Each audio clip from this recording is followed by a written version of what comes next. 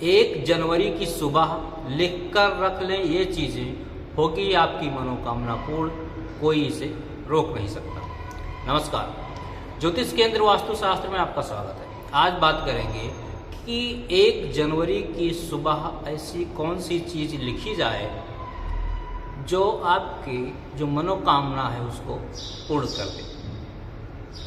बात करते हैं कि 2024 लगभग बीत चुका है, 2025 आने वाला है। बहुत सारे लोगों के लिए 2024 बहुत ही अच्छा था, बहुत सारे लोगों के लिए 2024 बहुत बुरा था।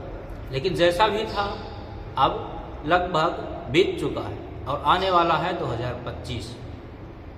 तो शायद सबके मन में यह सवाल जरूर उठता होगा कि 2024 तो बीत चुका है, 2025 आने वाला है, 2025 मेरे लिए अच्छा होगा या बुरा होगा। तो इस वीडियो में इसी विषय पर बात करेंगे कि आखिर में जो 2025 आ रहा है उसको अपने लिए अच्छा बनाने के लिए, शुभ बनाने के लिए, 2025 में कुछ पाने के लिए, 2025 में जो आपकी मनोकामना है उसको पूर्ण करने के लिए ऐसा कौन सा उपाय किया जाए जो 2025 में आपकी मनोकामना को पूर्ण कर दे। उपाय बहुत ही सरल है और इसमें मैं आपको इस वीडियो में 3 उपाय बताने वाला हूँ। अगर वो आप तीनों उपाय कर लेते हैं तो बहुत ही अच्छा है। अगर आप तीनों उपाय नहीं कर पाते तो आप जो तीसरा उपाय है उसको जरूर करिएगा। आपकी जो मनोकामना है वो जरूर ही पूरा होगी 2025 में। आपकी जो भी मनोकामना हो, बहुत सारे लोगों की नौकरी नहीं लग रही है, बहुत सारे लोगों का व्यापार नहीं चल रहा है, बहुत सारे लोगों की शादी नहीं हो रही है। जिस भी चीज़ से संबंधित आपकी मनोकामना हो, आपकी विश हो, आपकी इच्छा हो, आप उस चीज़ को लिख कर रख दें और आपकी ज़रूर ही उस साल में आपकी मनोकामना पूर्ण होगी। लेकिन लिखना कैसे है, इस वीडियो को सबसे ज़्यादा जानना जरूरी है। तो चलिए शुरू करते हैं नंबर 1 उपाय से। पहला उपाय क्या है? आपको 1 जनवरी की सुबह उठकर नहा धोकर पूजा पाठ करने के बाद आपको किसी गरीब व्यक्ति को, ध्यान से सुनिएगा, किसी गरीब व्यक्ति को 5.25 किलो गेहूं दान करना है। दोबारा बता दें आपको, 1 जनवरी की सुबह पूजा पाठ करने के बाद आपको 5.25 किलो गेहूं किसी गरीब व्यक्ति को दान करना है। पहला उपाय यह है। दूसरा उपाय जान लीजिए क्या करना है आपको। नए साल के पहले दिन आप सुबह उठें, स्नान दान करें, पूजा पाठ करें। उसके बाद आपको 1 लोटा जल लेना है। 1 लोटे जल में आपको हल्दी मिला देना है।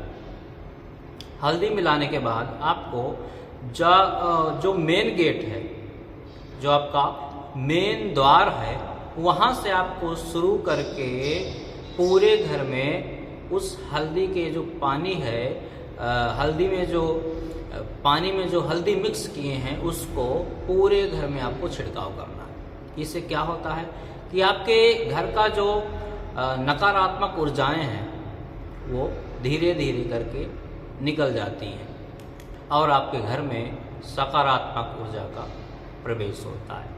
अगर ये उपाय आप करते हैं तो आपके घर की जो कुछ वास्तु दोष भी है वो भी धीरे धीरे ठीक होता है।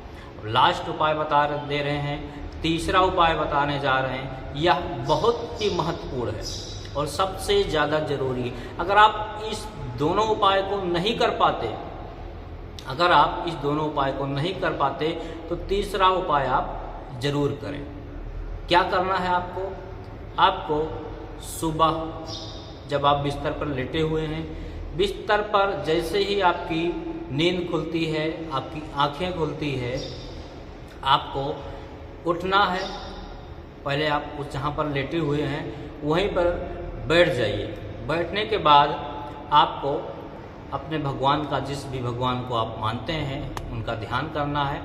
ध्यान करने के बाद आपको ये देखना है कि हमारा कौन सा स्वर चल रहा है। अब स्वर बहुत सारे लोगों को नहीं पता होगा तो बता दे रहे हैं कि स्वर किसे कहते हैं।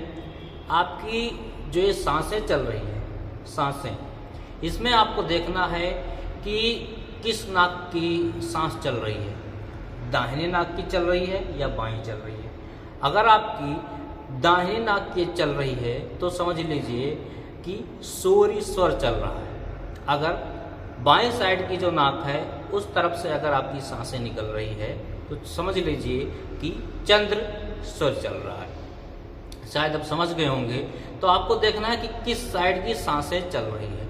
अगर दाहिने साइड की सांसें चल रही है तो आपको क्या करना है, बिस्तर से पहला पैर जो जमीन पे रखना है वो दाहिना पैर रखना है। ध्यान से सुनिएगा, बिस्तर से जमीन पे जो पैर रखना है वो दाहिना पैर रखना है अगर दाहिने साइड की सांसें चल रही है।